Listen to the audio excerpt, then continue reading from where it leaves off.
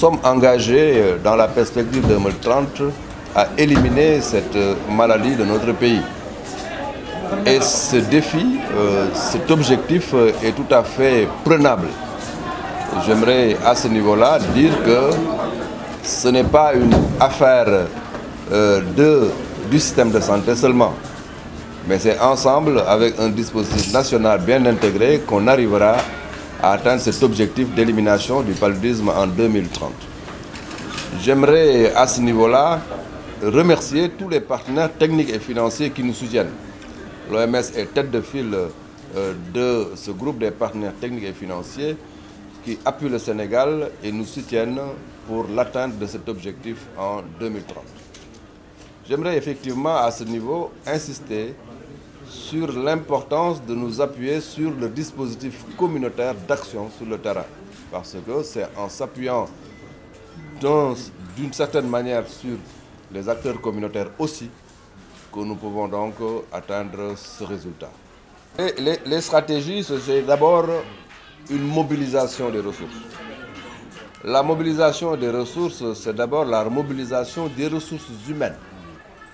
Les ressources humaines portent un engagement, l'engagement d'éliminer le paludisme en 2030. Quand les ressources humaines sont mobilisées au niveau central par l'impulsion des politiques, au niveau intermédiaire par le programme national lutte contre le palud qui coordonne un dispositif intermédiaire, mais aussi par un dispositif de terrain, par les acteurs communautaires, les districts et les médecins chefs de région, la mobilisation RH sera une mobilisation formidable. Une autre mobilisation aux ressources humaines par une sensibilisation des populations pour changer déjà le comportement face à la maladie, mais aussi pour avoir une dynamique préventive qui nous permette en toutes circonstances de mettre véritablement ce qu'il faut en termes donc de cadre de vie pour éviter que la maladie se propage. On est prêt à y injecter ce qu'il faut. Ça veut dire qu'en matière de ressources, rien effectivement ne doit être ménagé pour nous permettre d'atteindre l'objectif.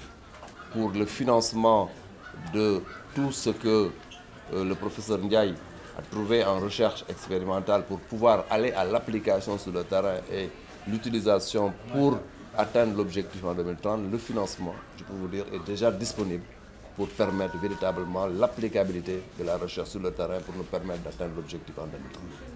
Ce programme lancé, le programme PACT, a une dimension fondamentale, et je le disais dans mon propos tout à l'heure, c'est la territorialisation de l'activité. Et je vous disais que dans les politiques du plan Sénégal émergent, la dimension la plus forte, c'est la territorialisation des politiques publiques. Parce que l'activité ne se fait pas sur la planète Mars, l'activité se fait sur les territoires et à tout niveau. Et à ce niveau-là, les acteurs de territoire, notamment les collectivités locales, mais les acteurs communautaires de base doivent effectivement s'approprier l'ensemble des politiques et faire en sorte que l'objectif soit effectivement donc atteint en 2030.